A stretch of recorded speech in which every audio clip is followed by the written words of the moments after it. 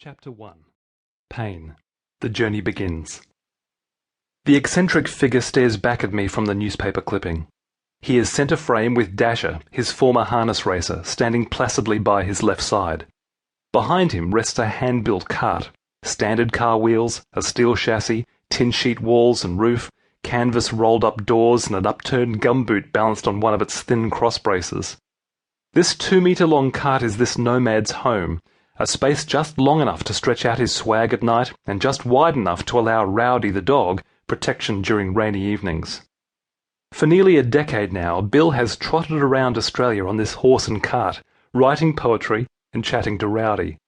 A child of the bombed generation, his earliest memories shattered by World War II, at the age of 60, Bill harnessed Dashing Romeo, shortened to Dasher to prevent delusions of grandeur, and set out on his solitary journey.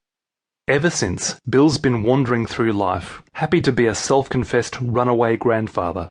He is amazed at the assistance he receives along the nation's dusty and often uninhabited outback trails and highways.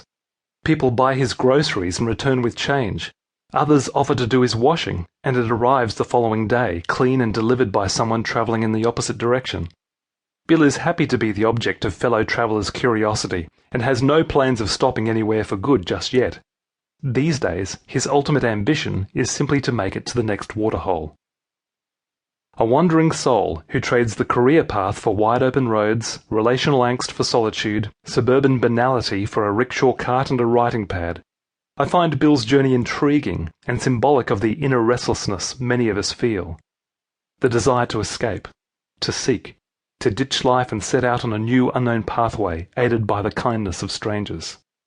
Because in life's quiet moments, a little voice inside us whispers, there's got to be more to existence than painful childhood memories, office competition for the next promotion, the mundaneness of grocery shopping and the predictability of Monday morning back at work. Aching Hearts. Sitting on my desk in front of me is a stack of newspaper clippings, photocopied articles and printouts from internet sites, an inch-high mound of stories like Bill's, describing the journeys of those seeking more from the adventure of life. In addition, I've had the privilege of spending numerous hours conducting interviews with people seeking meaning. And while many of these travellers have taken different pathways in their search for something more, there arises one common theme between them: pain. A teenage girl is attracted to Wicca because of its promise of self-empowerment and control over life's events. A suburban mother of 4 discovers that meditation helps her overcome the stress of her relationships. She is about to go on her second silent retreat, where she won't speak a word or see anyone for 3 months. Maureen, a grandmother, is diagnosed with cancer and given 2 years to live. She now attends psychic development classes to help her make sense of it all. Paul, 31, had a drug addiction and a failing business when he began searching for answers by consulting spirit guides. Martin couldn't cope after his relationship breakdown and now spends hundreds of dollars each month for the advice of his personal coach. A popular radio broadcaster is listened to by thousands but can't form meaningful, intimate friendships. Her loneliness drives her to seek answers, and she begins attending church. A businesswoman can't get over the grief of losing her sister in a car accident. In the past few months, she's spent nearly $15,000 attending the seminars of a popular New Age guru. A sexuality columnist has an emotional breakdown and pursues healing through a more spiritual approach to life. She now helps others discover the path to peace and the God within. The stories could continue, one person after another who has tasted suffering and set out on a journey to overcome it, transform it, or simply make sense of it. For these people, pain is still an unwelcome intruder, yet it has spurred them on to explore the greater, more substantive issues of life, meaning, and the world of the spirit.